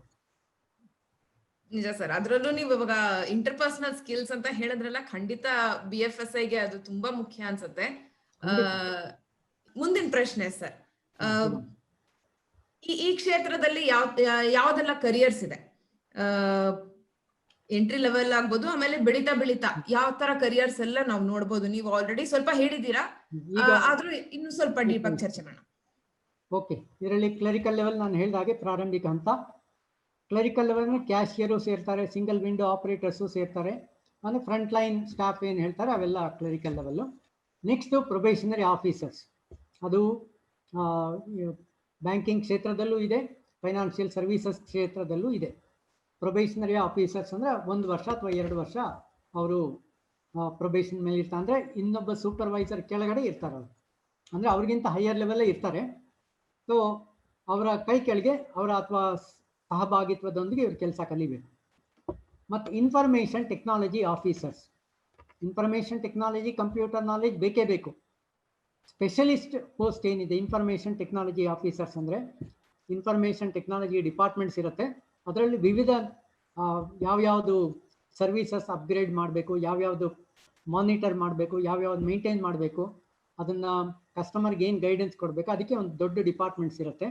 ಆ ಇನ್ಫಾರ್ಮೇಷನ್ ಟೆಕ್ನಾಲಜಿ ಡಿಪಾರ್ಟ್ಮೆಂಟ್ ಅಥವಾ ಕಂಪ್ಯೂಟರ್ ಡಿಪಾರ್ಟ್ಮೆಂಟ್ಸಲ್ಲಿ ಕೆಲಸ ಮಾಡ್ತಕ್ಕಂಥ ಒಂದು ಕುಶಲತೆ. ಎರಡನೇದು ಅಗ್ರಿಕಲ್ಚರ್ ಎಕ್ಸ್ಟೆನ್ಷನ್ ಆಫೀಸರ್ಸ್ ಅಥವಾ agriculture officers, technical field officers ಅಂತ. ಇದು ಸಾಮಾನ್ಯ ರೂರಲ್ ಆ್ಯಂಡ್ ಸೆಮಿ ಅರ್ಬನ್ ಬ್ರಾಂಚಸ್ನಲ್ಲಿ ಇರ್ತಾರೆ. ರೆಗ್ಯುಲರ್ ಬ್ರಾಂಚ್ ಮ್ಯಾನೇಜರ್ಗೆ they will be acting as supporting advisers, but sanctioning authority ಮ್ಯಾನೇಜರ್ಸ್ಗೆ ಸಾಮಾನ್ಯ ಇರುತ್ತೆ. ಸೊ ಇವರು ಆ ಟೆಕ್ನಿಕಲ್ ಆಸ್ಪೆಕ್ಟ್ಸ್ ಎಲ್ಲ ತಿಳ್ಕೊಂಡು ಆ ಮ್ಯಾನೇಜರ್ಸ್ಗೆ ಆ ಪ್ರಪೋಸಲ್ಸ್ನ ಇದು ಮಾಡಬೇಕು, ಸರ್ಟಿಫೈ ಮಾಡಿ ವ್ಯಾಲಿಡೇಟ್ ಮಾಡಿ ಕೊಡಬೇಕು. ಇದು ಅಗ್ರಿಕಲ್ಚರ್. ಮತ್ತು ಫೀಲ್ಡ್ ವಿಸಿಟ್ಸ್ ಎಲ್ಲ ಇರುತ್ತೆ ಅವ್ರಿಗೆ, ಅದು ಅವರಿಗೆ ಅಗ್ರಿಕಲ್ಚರ್ ಎಕ್ಸ್ಟೆನ್ಷನ್ ಆಫೀಸರ್ಸ್. ಮತ್ತು ಇನ್ಶೂರೆನ್ಸಲ್ಲಿ ಅಸಿಸ್ಟೆಂಟ್ ಅಡ್ಮಿನಿಸ್ಟ್ರೇಟಿವ್ ಆಫೀಸರ್ಸ್ ಮತ್ತು ಅಡ್ಮಿನಿಸ್ಟ್ರೇಟಿವ್ ಆಫೀಸರ್ಸ್ ಅಂತ. ಸೊ ಇವರು ಪ್ರೊಬೇಷನರಿ ಆಫೀಸರ್ ಲೆಕ್ಕದಲ್ಲೇ ಬರುತ್ತೆ. ಒಂದೆರಡು ಗ್ರೇಡು ಬೇರೆ ಬೇರೆ ರೀತಿ ಇರುತ್ತೆ. ಅವು ಎಂಟ್ರಿ ಲೆವೆಲ್ ಕ್ಲರಿಕಲ್ಗಿಂತ ಒಂದು ದೊಡ್ಡ ಕ್ಲಾರ್ಕ್, ಸೂಪರ್ವೈಸರ್, ಆಮೇಲೆ ಇದು ಗ್ರೇಡ್. ಮತ್ತು ಯೂನಿಟ್ ಅಥವಾ ಸೆಕ್ಷನ್ ಮ್ಯಾನೇಜರ್ಸ್ ಅಂತ. ಇದು ಸಾಮಾನ್ಯ ಖಾಸಗಿ ಕ್ಷೇತ್ರಗಳಲ್ಲಿ, ಬ್ಯಾಂಕ್ಗಳಲ್ಲಿ, ಫೈನಾನ್ಷಿಯಲ್ ಸರ್ವಿಸಸ್ ಕ್ಷೇತ್ರಗಳಲ್ಲಿ ಈ ಥರ ಡೆಸಿಗ್ನೇಷನ್ಸ್ ಇದೆ. ಡೆಸಿಗ್ನೇಷನ್ ಯಾವುದೇ ಆದರೂ ಒಂದು ಡಿಪಾರ್ಟ್ಮೆಂಟ್ಗೆ ಅವರು ಹೆಡ್ ಆಗಿರ್ತಾರೆ. ಇವಾಗ ಬ್ಯಾಂಕ್ಗಳಲ್ಲಿ ಸಾಮಾನ್ಯ ಫಿಕ್ಸೆಡ್ ಡೆಪಾಸಿಟ್ಸ್ಗೆ ಒಬ್ಬರು ಡಿಪಾರ್ಟ್ಮೆಂಟ್ ಇರ್ತಾರೆ, ಲೋನ್ಸ್ ಡಿಪಾರ್ಟ್ಮೆಂಟ್ ಬೇರೆ ಇರುತ್ತೆ, ರೆಮಿಟೆನ್ಸಸ್, RTGS, ನೆಫ್ಟು ಅವಕ್ಕೆಲ್ಲ ಬೇರೆ ಇರ್ತಾರೆ. ಸೊ ಹಾಗೆ ಈ ಪ್ರೈವೇಟ್ ಫೈನಾನ್ಷಿಯಲ್ ಸರ್ವೀಸಸ್ನಲ್ಲಿ ಒಂದು ಯೂನಿಟ್ ಮ್ಯಾನೇಜರ್, ಅದು ಒಂದು ಏರಿಯಾ ಕ್ಷೇತ್ರವಾರು ಆಗ್ಬೋದು ಅಥವಾ ಒಂದು ಡಿಪಾರ್ಟ್ಮೆಂಟ್ಸ್ಗಳಾದರೂ ಆಗ್ಬೋದು. Next financial analyst. ಇದು ಮೂರೂ ಕ್ಷೇತ್ರಗಳಲ್ಲಿ ಬೇಕು. ಈ ಫೈನಾನ್ಷಿಯಲ್ ಅನಲಿಸ್ಟ್ ಕೆಲಸ ಏನು ಅಂದರೆ, ಇರ್ತಕ್ಕಂಥ ಅಥವಾ ಬರುವಂಥ ಡೇಟಾನ, ವಿಷಯ ಸಂಗ್ರಹಣೆನ ಅನಲೈಸ್ ಮಾಡಿ ಟಾಪ್ ಮ್ಯಾನೇಜ್ಮೆಂಟ್ಗೆ, ಮಿಡ್ಲ್ ಮ್ಯಾನೇಜ್ಮೆಂಟ್ಗೆ, ಡಿಸಿಷನ್ ಮೇಕಿಂಗ್ಗೆ ಅವ್ರು ಪ್ರೆಸೆಂಟ್ ಮಾಡಬೇಕು. Next credit officers. Credit officers ಅಂದರೆ ಲೋನ್ ಆಫೀಸರ್ಸ್. ಲೋನ್ಸ್ನಲ್ಲೇ ಅವ್ರ ಸ್ಪೆಷಲೈಸೇಷನ್. ಫಾರ್ ಎಕ್ಸಾಂಪಲ್ ದೀಪ್ತಿ ಅವ್ರು ಜಾಯ್ನ್ ಆದರೆ ಕ್ರೆಡಿಟ್ ಆಫೀಸರ್ ಅಂದರೆ ನಿಮಗೆ ಫಸ್ಟ್ ಪ್ರಾರಂಭಕ್ಕೆ ಬರೀ ಹೋಮ್ ಲೋನ್ಸ್ ಕೊಡ್ಬೋದು. So you are a home loan credit officer. Next personal loan officers ಅಂತೂ ರಿಟೇಲ್ ಬ್ಯಾಂಕಿಂಗ್ ಎಲ್ಲ ಥರ ಆಪ್ರೇಷನ್ಸು ಒಂದೊಂದಾಗಿ ಕೊಡ್ತಾರೆ. ಮತ್ತು ರಿಸ್ಕ್ ಮ್ಯಾನೇಜ್ಮೆಂಟು, ಅಫ್ಕೋರ್ಸ್ ತಮಗೆಲ್ಲ ಗೊತ್ತಿದೆ, ಬ್ಯಾಂಕ್ದು ನಾನ್ ಪರ್ಫಾರ್ಮಿಂಗ್ ಅಸೆಟ್ಸ್ ಅಂದರೆ ಅನುತ್ಪಾದಕ ಸಾಲಗಳು, ಅಸೆಟ್ಗಳನ್ನ ಮ್ಯಾನೇಜ್ ಮಾಡೋದಕ್ಕೆ, ಅದನ್ನು ಕಂಟ್ರೋಲಲ್ಲಿ ಇಟ್ಕೊಳ್ಳೋದಕ್ಕೆ ಒಂದು ರಿಸ್ಕ್ ಮ್ಯಾನೇಜ್ಮೆಂಟ್ ಡಿಪಾರ್ಟ್ಮೆಂಟ್ ಅಂತ ಇದೆ ಎಲ್ಲ ಬ್ಯಾಂಕ್ಗಳಲ್ಲೂ, ಎಲ್ಲ ಫೈನಾನ್ಷಿಯಲ್ ಸರ್ವೀಸಸ್ ಇಂಡಸ್ಟ್ರೀಸ್ನಲ್ಲೂ, ಇನ್ಶೂರೆನ್ಸ್ನಲ್ಲೂ. ರಿಸ್ಕಲ್ಲಿ ಒಂದು 10-12 ವಿಧಗಳಿದೆ. ಆ 10-12 ವಿಧಗಳನ್ನು ಸರಿಯಾಗಿ ಸಮರ್ಪಕವಾಗಿ ಆ್ಯಂಟಿಸಿಪೇಟ್ ಮಾಡಿಕೊಂಡು ಅದನ್ನು ಮ್ಯಾನೇಜ್ ಮಾಡಬೇಕು. ಪ್ರಾವಿಷನ್ಸ್ ಮಾಡ್ಕೋಬೇಕು, ಪ್ರಾಫಿಟ್ನಲ್ಲಿ ಅಥವಾ ಬರೋ ಬಿಸ್ನೆಸ್ನಲ್ಲಿ ಅದನ್ನು ಹೇಗೆ ಸರಿದೂಗಿಸ್ಬೇಕು ಅನ್ನೋದು ರಿಸ್ಕ್ ಮ್ಯಾನೇಜ್ಮೆಂಟ್ ಆಫೀಸರ್ಸ್ ಪ್ರತಿಯೊಂದು ಇನ್ಸ್ಟಿಟ್ಯೂಷನಲ್ಲೂ ಇದೆ. ಆಮೇಲೆ ಟ್ರೆಷರಿ ಆಫೀಸರ್ಸ್ ಅಥವಾ ಟ್ರೆಷರಿ ಮ್ಯಾನೇಜ್ಮೆಂಟ್. ಟ್ರೆಷರಿ ಅಂದರೆ ಕ್ಯಾಶ್ ಮ್ಯಾನೇಜ್ಮೆಂಟ್ ಸರ್ವೀಸಸ್ ಒಂದು. ಇನ್ನೊಂದು ಈ ಗೌರ್ಮೆಂಟ್ ಸೆಕ್ಯೂರಿಟೀಸ್, ಇನ್ವೆಸ್ಟ್ಮೆಂಟ್ಸ್, ಅದನ್ನೆಲ್ಲ ಡೀಲ್ ಮಾಡ್ತಕ್ಕಂಥ ಒಂದು ಡಿಪಾರ್ಟ್ಮೆಂಟ್. ಇದಕ್ಕೆ ಸಾಮಾನ್ಯ ಬ್ಯಾಂಕಿಂಗ್ ನಾಲೆಜ್ ಕಂಪಲ್ಸರಿ. ಜೊತೆಗೆ ಗೌರ್ಮೆಂಟ್ ಸೆಕ್ಯೂರಿಟೀಸು, ಮಾರ್ಕೆಟ್ ಬಗ್ಗೆ, ಫೈನಾನ್ಷಿಯಲ್ ಮಾರ್ಕೆಟ್ಸ್ ಬಗ್ಗೆ ತುಂಬ ಜ್ಞಾನ ಇರಬೇಕು. ಅದರಲ್ಲಿ ಸ್ಪೆಷಲೈಸ್. ಈ ಟ್ರೆಷರಿ ಆಫೀಸರ್ಸು ಬ್ಯಾಂಕ್ಗಳಲ್ಲಿದೆ, ಫೈನಾನ್ಷಿಯಲ್ ಸರ್ವೀಸಸ್ನಲ್ಲಿದೆ, IT ಕಂಪನೀಸ್ನಲ್ಲಿದೆ, ಕಾರ್ಪೊರೇಟ್ಸ್ನಲ್ಲಿದೆ. ಸೊ ಇದೆಲ್ಲ ಒಂದು ಸ್ಪೆಷಲೈಸ್ಡ್ ಫೀಲ್ಡ್. ಆಮೇಲೆ KYC ಸ್ಪೆಷಲಿಸ್ಟ್. ಈಗ ನೋ ಯುವರ್ ಕಸ್ಟಮರ್ ಅನ್ನೋದು ಪ್ರಾರಂಭ ಎಲ್ಲ ಸಂಸ್ಥೆಗಳಿಗೂ ಕಂಪಲ್ಸರಿ ಆಗಿದೆ. ಎಲ್ಲ ಸರ್ವಿಸ್ ಪ್ರೊವೈಡರ್, ಟೆಲಿಕಮ್ಯುನಿಕೇಷನ್ ಆಗ್ಬೋದು, ಬ್ಯಾಂಕ್ ಆಗ್ಬೋದು, ರೈಲ್ವೇಸ್ ಆಗ್ಬೋದು. ಐಡೆಂಟಿಟಿ ಇಲ್ಲದೆ ರೈಲ್ವೆ ಟಿಕೆಟ್ ತೊಗೊಂಡು ಹೋಗೋಕ್ಕಾಗಲ್ಲ, ಇವಾಗ ಏರೋಪ್ಲೇನಲ್ಲಿ ಟ್ರಾವೆಲ್ ಮಾಡಲಿಕ್ಕಾಗಲ್ಲ. ಸೊ KYC ಕಂಪ್ಲೈಯನ್ಸ್, ಅದನ್ನೇ ಮಾಡತಕ್ಕಂಥ ಕಂಪ್ಲೈಯನ್ಸ್ ಆಫೀಸರ್ಸ್ ಬೇರೆ ಇರ್ತಾರೆ, KYC ಇನ್ವೆಸ್ಟಿಗೇಟರ್ಸ್ ಬೇರೆ ಇರ್ತಾರೆ. ನಾವು ಕೊಟ್ಟಿದ್ದ ಡಾಕ್ಯುಮೆಂಟ್ ಕರೆಕ್ಟಾ ಇಲ್ವಾ ಅಂತ ವೆರಿಫೈ ಮಾಡೋರು ಬೇರೆ ಇರ್ತಾರೆ. ಅದು ಎರಡೂ ಸ್ಪೆಷಲಿಸ್ಟ್ ಆಫೀಸರ್ಸು. ಆಮೇಲೆ ಪರ್ಸನಲ್ ಫೈನಾನ್ಸ್ ಅಡ್ವೈಸರ್ಸ್ ಅಥವಾ ಪರ್ಸನಲ್ ಫೈನಾನ್ಸ್ ಮ್ಯಾನೇಜರ್ಸ್. ನಮ್ಮ ಒಂದು ಹಣಕಾಸಿನ ಪೋರ್ಟ್ಫೋಲಿಯೋ ಅಥವಾ ಇನ್ವೆಸ್ಟ್ಮೆಂಟ್ನ ಬೆಳೆಸೋದು ಹೇಗೆ, ಅದನ್ನು ಗೈಡೆನ್ಸ್ ಹೇಗೆ ಮಾಡೋದು, ಅದಕ್ಕೆ ರೂಪುರೇಷೆಗಳೇನು, ಯಾವುದೆಲ್ಲ, ಎಷ್ಟು ನಿಮ್ಮ ಬಜೆಟು, ನಿಮ್ಮ 60 ವರ್ಷಕ್ಕೆ 50 ವರ್ಷ ಆಗುವಾಗ, ರಿಟೈರ್ ಆಗುವಾಗ ಎಷ್ಟು, ಯಾವ ರೀತಿ ಬೆಳೆಸಿದ್ರೆ ನಿಮ್ಮ ಫೈನಾನ್ಷಿಯಲ್ ಫ್ರೀಡಮ್ ನಿಮಗಿರುತ್ತೆ. ಸೊ ಫೈನಾನ್ಷಿಯಲ್ ಫ್ರೀಡಮ್ ಅನ್ನೋದೇ ಒಂದು ಕ್ಯಾಚ್ ವರ್ಡ್ ಈಗ. ಆಮೇಲೆ ಇದನ್ನು ಕೊಡ್ತಕ್ಕಂಥದ್ದು ಜ್ಞಾನ. ಅದು ಬ್ಯಾಂಕ್ಗಳಲ್ಲಿ, ಫೈನಾನ್ಷಿಯಲ್ ಸರ್ವೀಸಸ್ ಕಂಪನಿಗಳಲ್ಲಿ ಇದೊಂದು ವಿಶೇಷವಾದ ಪದಗಳಿದೆ, ಒಂದು ಡೆಸಿಗ್ನೇಷನ್ ಇದೆ. ಅದಲ್ಲದೆ ವೆಲ್ತ್ ಮ್ಯಾನೇಜ್ಮೆಂಟ್ ಅನ್ನೋ ಪದ ಪರ್ಸನಲ್ ಫಿನಾನ್ಷಿಯಲ್ಗೂ ಒಂದು ಸ್ವಲ್ಪ ವ್ಯತ್ಯಾಸ ಏನಿದೆ ಅಂದರೆ, ಪರ್ಸನಲ್ ಫಿನಾನ್ಷಿಯಲ್ ಪ್ಲಾನಿಂಗ್ನಲ್ಲಿ ಬ್ಯಾಂಕು ಬರುತ್ತೆ, ಇನ್ಶೂರೆನ್ಸು ಬರುತ್ತೆ, ಇನ್ವೆಸ್ಟ್ಮೆಂಟು ಬರುತ್ತೆ, ಗೋಲ್ಡು ಬರುತ್ತೆ, ಸಿಲ್ವರ್ ಬರುತ್ತೆ, ಎಲ್ಲ ಬರುತ್ತೆ, ಇಮೂವಬಲ್ ಪ್ರಾಪರ್ಟಿ ಎಲ್ಲ ಬರುತ್ತೆ. So you have to decide how to advise the client. Wealth ಮ್ಯಾನೇಜ್ಮೆಂಟಲ್ಲಿ ಸಾಮಾನ್ಯ ಇರ್ತಕ್ಕಂಥ ಇನ್ವೆಸ್ಟ್ಮೆಂಟ್ನ ಒಂದು ಪೋರ್ಟ್ಫೋಲಿಯೋನ ಹೇಗೆ ಅಭಿವೃದ್ಧಿಪಡಿಸಬೇಕು. ಹಾಗೆ ವೆಲ್ತ್ ಸಾಮಾನ್ಯ ಇದು HNI ಅಂತ ಹೇಳ್ತೀವಿ, ಹೈ ನೆಟ್ವರ್ತ್ ಇಂಡಿವಿಜುವಲ್ಸ್ ಮತ್ತು ಕಂಪನೀಸು, ಇವರ ವೆಲ್ತ್ ಕ್ರಿಯೇಷನ್ನು ಮತ್ತು ವೆಲ್ತ್ ಮ್ಯಾನೇಜ್ಮೆಂಟ್. ಇದು ಕೂಡ ಒಂದು career opportunity. Probationary officer, assistant wealth manager, associate wealth manager, 4-5 grade ಇದೆ. ಸೊ ಈ ಥರ ಒಂದು ಸ್ಪೆಷಲಿಸ್ಟ್. ಇನ್ನು ಲ್ಯಾಂಗ್ವೇಜ್ ಆಫೀಸರ್ಸ್ ಇದೆ.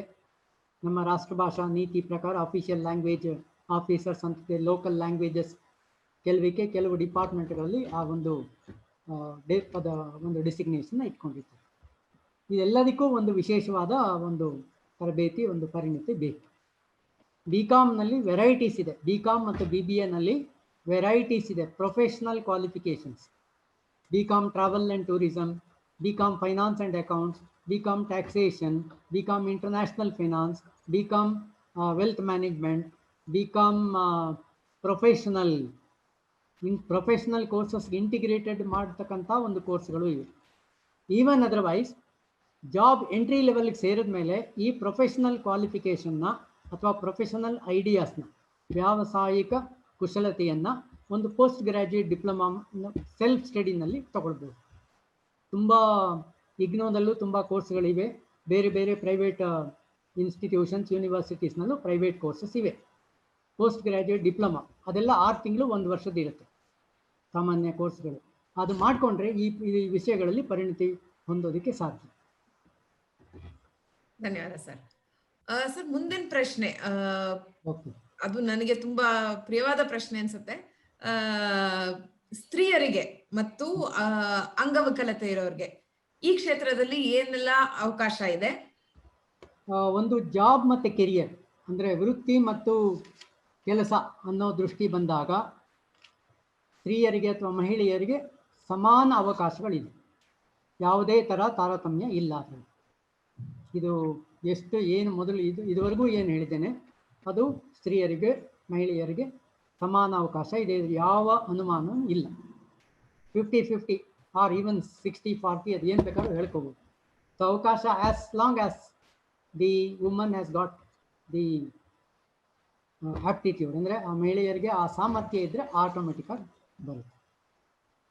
ಬಟ್ ಟ್ರಾನ್ಸ್ಫರ್ ಅದು inevitable, you have to bear with it. ಅದರಲ್ಲೇನು ಕೆಲವು ಕನ್ಸೆಷನ್ಸ್ ಕೊಡ್ಬೋದು. ಬಟ್ ಈ ಮುಂಚೆ 30 ವರ್ಷಗಳ ಹಿಂದೆ ಏನು ಅವರಿಗೆ ಕನ್ಸೆಷನ್ಸ್ ಕೊಡ್ತಾ ಇತ್ತು, ಆ ಕನ್ಸೆಷನ್ ಸ್ವಲ್ಪ ಕಡಿಮೆ ಆಗಿದೆ. So they have to come as equal as men. ಅವಕಾಶಗಳು ಇದೆ, ಹಾಗೆ ಕೆಲವು ಸಂಕಷ್ಟಗಳು ಬರ್ಬೋದು. ಸೊ ಅದನ್ನು ಫೇಸ್ ಮಾಡಬೇಕಾಗ್ತದೆ. ಎರಡನೇದು, ಈ ಕೆಲಸ ಮತ್ತು ವೃತ್ತಿ ಎರಡೂ ತಗೊಳ್ದೇನೆ ನಾನು ಈ ಬ್ಯಾಂಕು ಮತ್ತು ಫೈನಾನ್ಷಿಯಲ್ ಸರ್ವೀಸಸ್ ಇಂಡಸ್ಟ್ರೀಸ್ನ ಅಥವಾ ಇನ್ಶೂರೆನ್ಸಿಂದ ಏನು ಪಡೆದುಕೊಳ್ಬೋದು. ನಾ ಗ್ರ್ಯಾಜುಯೇಟು ಅಲ್ಲ. ಇದು ಗ್ರ್ಯಾಜುಯೇಟು ಅಲ್ಲ ಅನ್ನೋದು ಮಹಿಳೆಯರಿಗೂ ಅನ್ವಯಿಸುತ್ತೆ, ಹುಡುಗರಿಗೂ ಅನ್ವಯಿಸುತ್ತೆ, ಬಾಯ್ಸ್ಗೂ ಅನ್ವಯಿಸುತ್ತೆ. ಇಲ್ಲಿ ಬ್ಯಾಂಕ್ಗಳಲ್ಲಿ CED for women, centre for entrepreneurship development for women, ಅಂದರೆ ಮಹಿಳೆಯರಿಗೆ ಉದ್ಯಮಶೀಲತೆಯನ್ನು ಬೆಳೆಸೋದಕ್ಕೆ ಒಂದು ಸಪ್ರೇಟ್ ಡಿಪಾರ್ಟ್ಮೆಂಟ್ ಇದೆ. ಎಲ್ಲ ಬ್ಯಾಂಕ್ಗಳಲ್ಲೂ ಇದೆ. ಸಾಮಾನ್ಯ ದೊಡ್ಡ ದೊಡ್ಡ ಬ್ಯಾಂಕ್ಗಳೆಲ್ಲ ಇದೆ. ಸ್ಮಾಲ್ ಪ್ರೈವೇಟ್ ಬ್ಯಾಂಕು, ಕೋಆಪರೇಟಿವ್ ಬ್ಯಾಂಕ್ನಲ್ಲಿ ಇಲ್ಲದೇ ಇರ್ಬೋದು, ಅವರಲ್ಲೂ ಇರ್ಬೋದು, ಕೆಲವು ಡೆಸಿಗ್ನೇಟೆಡ್ ಆಫೀಸರ್ಸ್ ಇರ್ಬೋದು. ಇಲ್ಲಿ ಈ ದೊಡ್ಡ ದೊಡ್ಡ ಬ್ಯಾಂಕ್ಗಳಲ್ಲೂ ಒಂದು ಡಿಪಾರ್ಟ್ಮೆಂಟ್ಗಳೇ ಇದೆ. Centre for entrepreneurship development for women ಅಂತಿರುತ್ತೆ. ಅದು ಸೆಂಟರ್ ಅಂತ ಹೇಳ್ಬೋದು, ಸೆಕ್ಷನ್ ಅಂತ ಹೇಳ್ಬೋದು, ಡಿಪಾರ್ಟ್ಮೆಂಟ್ ಅಂತ ಹೇಳ್ಬೋದು. ಪ್ರತಿಯೊಂದು ಬ್ಯಾಂಕಲ್ಲೂ ಇದೆ. ಸೊ ಇವರು ಏನು ಮಾಡ್ತಾರಪ್ಪ ಅಂದರೆ, ಒಂದು ಈ ಉದ್ಯಮಶೀಲತೆಯ ಒಂದು ಐಡಿಯಾ ಅದನ್ನು ಹೇಗೆ ಬೆಳೆಸೋದು, ಒಂದು ಅವೇರ್ನೆಸ್ ಪ್ರೋಗ್ರಾಮ್. ಇದು ಸಾಮಾನ್ಯ ಕಾಲೇಜ್ ಫೈನಲ್ ಇಯರ್ ಸ್ಟೂಡೆಂಟ್ಸ್ಗೆ ಬ್ಯಾಂಕ್ಗಳು ಅವರೇ ಹೋಗಿ ಮಾಡ್ತಾರೆ, ಅಥವಾ ಬ್ಯಾಂಕನ್ನು ಇನ್ವೈಟ್ ಮಾಡಿದ್ರೆ ಅವರೇ ಬಂದು ಮಾಡ್ತಾರೆ. ಅಥವಾ ಈ ಒಂದು ಅವರಲ್ಲಿ ಇರ್ತಕ್ಕಂಥ ಎಕ್ಸ್ಪರ್ಟೈಸ್ ಯಾವುದೋ ಬ್ಯಾಂಕ್ ಆಫೀಸರ್ಸು, ಮ್ಯಾನೇಜರ್ಸ್ ಆ ಪ್ರೋಗ್ರಾಮ್ ಕಂಡಕ್ಟ್ ಮಾಡ್ಬೋದು. ಎರಡನೇದು, ಈ ರೂರಲ್ ಮತ್ತು ಸೆಮಿ ಅರ್ಬನ್ ಏರಿಯಾಸ್ನಲ್ಲಿ ಸ್ವಯಂ ಉದ್ಯೋಗ ತರಬೇತಿ ಕೇಂದ್ರಗಳಿವೆ. ಸಾಮಾನ್ಯ ನಮ್ಮ ಕರ್ನಾಟಕದಲ್ಲೇ ಹೇಳುವ ಹಾಗಿದ್ರೆ ಪುರುಷರು ಮತ್ತು ಮಹಿಳೆಯರು ಕಂಬೈಂಡ್ ಆಗಿ ಇರ್ತಕ್ಕಂಥ ಟ್ರೈನಿಂಗ್ ಸೆಂಟರ್ಸ್ ಒಂದು 20 ಇವೆ. ನನ್ನ ತಿಳುವಳಿಕೆ ಪ್ರಕಾರ ಒಂದು 20 ಸಂಸ್ಥೆಗಳಿವೆ. ಬ್ಯಾಂಕ್ಗಳ ಸಹಯೋಗಿತ್ವದಲ್ಲಿದೆ. ಇದಲ್ಲದೆ ಮಹಿಳೆಯರಿಗಾಗಿಯೇ ಸಪ್ರೇಟ್ ಆಗಿದೆ. ಹಾರೋಹಳ್ಳಿಲಿದೆ, ಬೆಂಗಳೂರು ಹತ್ರ ಹಾರೋಹಳ್ಳಿಲಿ ಕೆನರಾ ಬ್ಯಾಂಕ್ ಇದೆ. ಹೀಗೆ ಬೇರೆ ಬ್ಯಾಂಕ್ಗಳದ್ದು ಇರುತ್ತೆ. ಸೊ ಅವರು ಆ ಕುಶಲತೆಯನ್ನು ಐಡೆಂಟಿಫೈ ಮಾಡಿ ಬೆಳೆಸಿ ಅದನ್ನು ಅವರಿಗೆ ಟ್ರೈನಿಂಗ್ ಕೊಟ್ಟು ಕಳಿಸ್ತಾರೆ. ಈ ಪ್ರಾರಂಭಿಕ ಹಂತದ ಟ್ರೈನಿಂಗ್ ಎಲ್ಲ ಟೋಟಲಿ ಸಾಮಾನ್ಯ ಫ್ರೀ ಇರ್ತದೆ. 18 ವಯಸ್ಸಿಂದ 35 ವರ್ಷದವರೆಗೆ ಮಾತ್ರ ಎಲಿಜಿಬಿಲಿಟಿ ಅರ್ಹತೆ ಇರುತ್ತೆ. ಅವರು ಆಯಾ ಕ್ಷೇತ್ರ ಅದೆಲ್ಲ ವೆಬ್ಸೈಟ್ಗಳಲ್ಲಿ ಸಿಗತ್ತೆ, ಅಥವಾ ಬ್ಯಾಂಕಿನ ವೆಬ್ಸೈಟ್ಗಳಲ್ಲಿ ಸಿಗತ್ತೆ ಡೀಟೇಲ್ಸು. ಅದನ್ನು ನೋಡಿಕೊಂಡು ಅವ್ರು ಅಪ್ಲೈ ಮಾಡಬೇಕಾಗ್ತದೆ. ಇಲ್ಲ ಬ್ರಾಂಚ್ ಮ್ಯಾನೇಜರ್ ತುಂಬ ಆಕ್ಟಿವ್ ಆಗಿದ್ದರೆ ಬ್ರಾಂಚ್ ಮ್ಯಾನೇಜರ್ಸ್ ಐಡೆಂಟಿಫೈ ಮಾಡಿ ಅವ್ರನ್ನ ಕಳಿಸ್ಬೋದು. ಆದರೆ ಅದು ಅವ್ರಿಗೆ ಮಾಡಲೇಬೇಕಾದಂಥ ಕಂಪಲ್ಷನ್ ಅಲ್ಲ, ಬಟ್ ಮಾಡಬಹುದು. ಎನ್ಕರೇಜ್ ಮಾಡಬೇಕು ಅಂತ ದೃಷ್ಟಿ ಇಟ್ಕೊಂಡಂಥ ಮ್ಯಾನೇಜರ್ಗಳು ಮಾಡಬಹುದು. ಈ ಉದ್ಯಮಶೀಲತೆಯ ಮಾತ್ರ ಕಡಿಮೆ ಬಂಡವಾಳದಿಂದ ಹಿಡಿದು ಕೋಟ್ಯಾಂತರ ಬಂಡವಾಳ ಹಾಕೋದು ಉದ್ಯಮಗಳನ್ನು ಕೂಡ ಒಂದು ಟ್ರೈನಿಂಗ್ ಕೊಡ್ತಾರೆ. ಒಂದು awareness level, first level awareness. Second level ಅವರಿಗೆ ರಿಫ್ರೆಷರ್ ಪ್ರೋಗ್ರಾಮ್ ಮತ್ತು ಟ್ರೈನಿಂಗ್. ಅಲ್ಲಿ ಆ ಟ್ರೈನಿಂಗ್ನಲ್ಲಿ ಐಡಿಯಾ ಜನರೇಷನ್ನು, ಮಾರ್ಕೆಟಿಂಗು, ಫೈನಾನ್ಸು ಎಲ್ಲದ್ರ ಬಗ್ಗೆನೂ ಒಂದು ತಿಳುವಳಿಕೆ ಕೊಡ್ತಾರೆ. ಆ ತಿಳುವಳಿಕೆ ಆದಮೇಲೆ ಅವ್ರಿಗೆ ಒಂದು ಚಾಲೆಂಜ್ ಬರಬೇಕು ಅಂಥ ಉದ್ಯಮಶೀಲ ಮಹಿಳೆಯರನ್ನ ಗುರುತಿಸಿ ಅವರಿಗೆ ನೆಕ್ಸ್ಟ್ ಸ್ಟೇಜು ಒಂದು ಸೆಟ್ಲ್ಮೆಂಟ್ ಅಂತ ಹೇಳ್ತೀವಿ, ಸೆಟ್ಲ್ಮೆಂಟ್ ರೇಟ್ ಅಂತ. ಸೊ ಅವ್ರನ್ನ ಅದಕ್ಕೆ ಸೆಲೆಕ್ಟ್ ಮಾಡಿ ಅವರಿಗೆ ಬೇಕಾದಂಥ ಎಲ್ಲ ಅವಕಾಶಗಳನ್ನು ಹೊಂದಿಸ್ಕೊಡ್ತಾರೆ. ಇದು ಬ್ಯಾಂಕ್ಗಳಲ್ಲಿ ಮಾಡ್ತಾ ಇದ್ದಾರೆ. ಸೊ ಫೈನಾನ್ಷಿಯಲ್ ಸರ್ವೀಸಸ್ನಲ್ಲೂ ಕೂಡ ಈ ಔಟ್ಸೈಡ್ ಅಂದರೆ ಅವರಿಗೆ ಒಂದು agency type, franchise type, marketing ಆಗ್ಬೋದು ಅಥವಾ ಫ್ರಾಂಚೈಸಿ ಟೈಪ್ ಆಗ್ಬೋದು. ಈ ಥರ ಅವಕಾಶಗಳು ಫೈನಾನ್ಷಿಯಲ್ ಸರ್ವೀಸಸ್ನಲ್ಲೂ ಇದೆ. ಮ್ಯೂಚುವಲ್ ಫಂಡ್ಸ್, ಎಷ್ಟೋ ಜನ ಮಹಿಳೆಯರು ಫೈನಾನ್ಷಿಯಲ್ ಅಡ್ವೈಸರ್ಸ್ ಆಗಿದ್ದಾರೆ, ಮ್ಯೂಚುವಲ್ ಫಂಡ್ ಅಡ್ವೈಸರ್ಸ್ ಆಗಿದ್ದಾರೆ. ಈ ಆಪರ್ಚುನಿಟೀಸ್ ಇದೆ. ಅದಕ್ಕೆ ಬೇಕಾದಂಥ ಪರಿಣತಿಯನ್ನು ಅವರು ಪಡ್ಕೊಳ್ಬೋದು. ಈ ವಿಷಯವಾಗಿ training personal financial advisers, wealth managers, ಈ ಹಣಕಾಸು ಸಂಸ್ಥೆಗಳು ಕೊಡ್ತಾ ಇದ್ದಾರೆ. ಇದು ಮಹಿಳೆಯರಿಗಾಗಿ. ಎರಡನೇದು ಕ್ವಶನ್ ತಾವು ಅಂಗವಿಕಲತೆ. ಇದ್ರ ಬಗ್ಗೆ ನನ್ನ ನಾಲೆಜ್ ಲಿಮಿಟೆಡ್ ಆದರೂ ಕೂಡ ಈ ಎಲ್ಲ 3 ಕ್ಷೇತ್ರಗಳಲ್ಲೂ ಕೂಡ ಬ್ಯಾಕ್ ಆಫೀಸ್ ಅಂತ ಹೇಳ್ತೀವಿ. Back office management information system, data collection, data analysis, collation, ಈ ಎಕ್ಸೆಲ್ ಶೀಟಿಂದ ಬೇರೆ ಹಾಕೋದು. ಇನ್ಫಾರ್ಮೇಷನ್ ಟೆಕ್ನಾಲಜಿ ಬೇಕೇ ಬೇಕು. ಆ ಎಕ್ಸೆಲ್ ಶೀಟಲ್ಲಿ ಪ್ರೆಸೆಂಟ್ ಮಾಡೋದು, ಮತ್ತು ಕೆಲವು ಕೆಲಸಗಳನ್ನು ಅವ್ರು ತಾವಾಗೇ ಮಾಡ್ತಕ್ಕಂಥ. ಬಟ್ ಕೆಲವು ಏನಂದರೆ ಜಾಯಿನ್ ಆಗುವಾಗ ಇದಿಷ್ಟು ನೋಡ್ತಾರೆ. ಆ ನಂತರ ಅವ್ರ ಸ್ಕಿಲ್ಸು ಚೆನ್ನಾಗಿದ್ದರೆ ಒಳ್ಳೊಳ್ಳೆ ಕೆಲಸಗಳ ಅವಕಾಶವೂ ಇದೆ. ನನ್ನ ಒಂದು ನೆನಪಿನ ಶಕ್ತಿಯಲ್ಲಿ ಹೇಳುವಾಗ, ನಮ್ಮ ಬ್ಯಾಂಕಲ್ಲಿ ಒಬ್ಬರು ಅಂಧ ವ್ಯಕ್ತಿ ಇದ್ದರು. ಅವರು ಕ್ರೆಡಿಟ್ ಕಾರ್ಡ್ ನಂಬರ್ 16 ಡಿಜಿಟ್ ನಂಬರ್ನ, ಆ ನಂಬರ್ಗಳನ್ನ 1 ಲಕ್ಷ ನಂಬರು ಬಾಯಿಪಾಠದಲ್ಲಿ ಹೇಳ್ತಾ ಇದ್ರಂತೆ. ಅಂದರೆ ಅಷ್ಟು ಹೈ ಮೆಮೊರಿ. ಸೊ ಈ ಥರ ಎಕ್ಸ್ಟ್ರಾಡಿನರಿ ಸ್ಕಿಲ್ಸ್ ಇದ್ದರೆ ಅವ್ರಿಗೆ ಆ ಕ್ರೆಡಿಟ್ ಕಾರ್ಡ್ ಡಿವಿಷನ್ ಕೊಟ್ಟಿದ್ದಾರೆ ಅವ್ರ ಕೆಲಸ.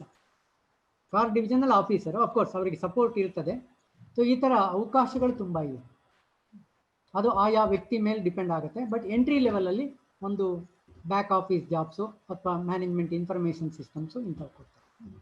ಸೊ ಇಷ್ಟು ಮಾತ್ರ ನನ್ನ ತಿಳುವಳಿಕೆ. ಹೆಚ್ಚು ತಿಳುವಳಿಕೆ ನನಗಿಲ್ಲ, ದಯವಿಟ್ಟು ಕ್ಷಮಿಸಿ. ಪರವಾಗಿಲ್ಲ ಸರ್. ಆಕ್ಚುಲಿ ನಾನು ಅಂಗವಿಕಲತೆ ಜೊತೆ ಕೆಲಸ ಮಾಡ್ತಾ ಇದ್ದೆ. ನನ್ನ ತಿಳುವಳಿಕೆ ಪ್ರಕಾರ ಪಬ್ಲಿಕ್ ಸೆಕ್ಟರ್ ಅಲ್ಲಿ ರಿಸರ್ವೇಶನ್ಸ್ ಕೂಡ ಇದೆ. ಅಂಗವಿಕಲತೆ ಇರೋರ್ಗೆ ಎಲ್ಲಾ ಟೈಪ್ ಆಫ್ ಅಂಗವಿಕಲತೆ ಇರೋರ್ಗೂ ರಿಸರ್ವೇಶನ್ಸ್ ಇದೆ.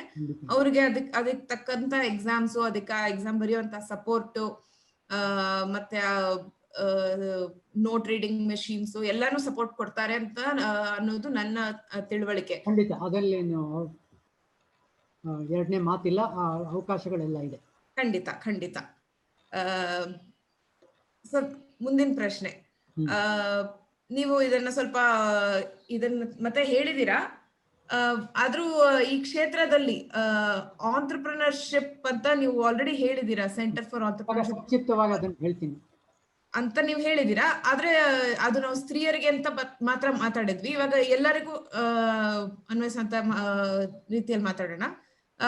ಆಂಟ್ರಪ್ರಿನರ್ಶಿಪ್ ಆಪರ್ಚುನಿಟಿ ಈ ಕ್ಷೇತ್ರದಲ್ಲಿ ಯುವಕರಿಗೆ, ಯುವತಿಯರಿಗೆ ಯಾವ ತರ ಇದೆ? ಖಂಡಿತ. ಒಂದು ಡೈರೆಕ್ಟ್ ಸೇಲ್ಸ್ ಅಸೋಸಿಯೇಟ್ಸ್ ಅಂತ, ಅಂದರೆ ಇದು ಒಬ್ಬ ವ್ಯಕ್ತಿಯಿಂದ ಮಾಡೋಕ್ಕಾಗಲ್ಲ, ಒಂದು ಸಂಸ್ಥೆ, ಒಂದು ಪಾರ್ಟ್ನರ್ಶಿಪ್, ಒಂದು ಚಿಕ್ಕ ಸಂಸ್ಥೆ ಮಾಡ್ಕೊಂಡು ಮಾಡಬೇಕಾಗತ್ತೆ. ರಿಟೇಲ್ ಬ್ಯಾಂಕಿಂಗ್ ಪ್ರಾಡಕ್ಟ್ಸ್ ಅಥವಾ ರಿಟೇಲ್ ಫೈನಾನ್ಷಿಯಲ್ ಪ್ರಾಡಕ್ಟ್ಸ್ಗೆ ಒಂದು ಸಂಸ್ಥೆ ಮಾಡಿಕೊಂಡು ಸೇಲ್ಸ್ ಅಸೋಸಿಯೇಟ್ಸ್ ಆಗಿರ್ಬೋದು. ಎರಡನೇದು, ಈ ಹಳ್ಳಿಗಾಡು ಪ್ರದೇಶಗಳಲ್ಲಿ ಮತ್ತು ಸೆಮಿ ಅರ್ಬನ್ ಪ್ಲೇಸಲ್ಲಿ ಇದು ಹೊಸ ಕಾನ್ಸೆಪ್ಟು, ಇನ್ನೂ ಪೂರಾ ದೇಶದಲ್ಲಿ ವಿಸ್ತಾರವಾಗಿಲ್ಲ. ಬಿಸ್ನೆಸ್ ಕರೆಸ್ಪಾಂಡೆಂಟ್ಸ್ ಅಂತ. ಸೊ ಇದು ಬಿಸ್ನೆಸ್ ಕರೆಸ್ಪಾಂಡೆಂಟ್ ಅಂತ ರಿಮೋಟ್ ರೂರಲ್ ಪ್ಲೇಸಸ್ಗೂ ಈ ಸರ್ವಿಸಸ್ ಸಿಗಬೇಕು ಅನ್ನೋ ದೃಷ್ಟಿಯಿಂದ ಸರ್ಕಾರ ಇದು ಮಾಡಿದೆ. ಸೊ ಇದು ಒಂದು ಒಳ್ಳೆಯ ಅವಕಾಶ ರೂರಲ್ ಮತ್ತು ಸೆಮಿ ಅರ್ಬನ್ ಇರ್ತಕ್ಕಂಥ ಇದಕ್ಕೆ ಯುವಕರಿಗೆ, ಯುವತಿಯರಿಗೆ. Next financial advisers. Financial adviser ಹೇಳುವಾಗ bank, insurance companies, mutual fund, insurance, financial markets, ಎಲ್ಲದಕ್ಕೂ ಅವರು ಸ್ಟಡಿ ಮಾಡ್ಕೊಂಡು ಅಡ್ವೈಸ್ ಮಾಡ್ಬೋದು, depending on the clients financial capability. Next KYC investigators. ಅಂದರೆ ಬ್ಯಾಂಕಿಗೆ KYC ಡಾಕ್ಯುಮೆಂಟ್ಸ್ ಎಲ್ಲ ಕೊಟ್ಟಿರ್ತಾರೆ ಅಥವಾ ಇನ್ಶೂರೆನ್ಸ್ ಕಂಪನಿ ಕೊಟ್ಟಿರ್ತಾರೆ, ಅದು ಆ ರೆಸಿಡೆನ್ಷಿಯಲ್ ಅಡ್ರೆಸ್ಸು, ಬಿಸ್ನೆಸ್ ಅಡ್ರೆಸ್ಗೂ ಹೋಗಿ ವೆರಿಫಿಕೇಷನ್ ಮಾಡ್ಕೊಂಬಂದು ಸರ್ಟಿಫೈ ಮಾಡೋದು, ವ್ಯಾಲಿಡೇಟ್ ಮಾಡೋದು, ಇದು KYC ಇನ್ವೆಸ್ಟಿಗೇಟರ್ಸ್ ಅಂತ. ಆಮೇಲೆ ಫ್ರಾಂಚೈಸೀಸ್ ಫೈನಾನ್ಷಿಯಲ್ ಮಾರ್ಕೆಟ್ಸ್ಗೆ. ಫೈನಾನ್ಷಿಯಲ್ ಮಾರ್ಕೆಟ್ಸಲ್ಲಿ ಬ್ರೋಕರು, ಸಬ್ ಬ್ರೋಕರು, ಶೇರ್ ಮಾರ್ಕೆಟ್ ಆಗ್ಬೋದು, ಮನಿ ಮಾರ್ಕೆಟ್ ಆಗ್ಬೋದು, ಅಥವಾ ಮ್ಯೂಚುವಲ್ ಫಂಡ್ಸ್ ಆಗ್ಬೋದು, ಇದಕ್ಕೊಂದು ಫ್ರಾಂಚೈಸಿ ಸಿಕ್ಕತ್ತೆ. ಸೊ ಇದು ಒಂದು ಸ್ವಂತ ಉದ್ಯೋಗ. ಮತ್ತು ಪರ್ಸನ್ ವಿತ್ ಎಂಜಿನಿಯರಿಂಗ್ ಬ್ಯಾಕ್ಗ್ರೌಂಡ್, ಗ್ರ್ಯಾಜುಯೇಟ್ನಲ್ಲಿ ಎಂಜಿನಿಯರಿಂಗ್ ಆಗಿ, ಅಫ್ಕೋರ್ಸ್ ಇಂಜಿನಿಯರ್ ಆಗ ಒಂದು 5 ವರ್ಷದಿಂದ 10 ವರ್ಷದವರೆಗೆ ಅವ್ರ ಸರ್ವಿಸ್ ಆಗಿರಬೇಕು, ಅಂಥವರು ಇಂಡಿಪೆಂಡೆಂಟ್ ವ್ಯಾಲ್ಯೂಯರ್ಸ್ ಆಗ್ಬೋದು.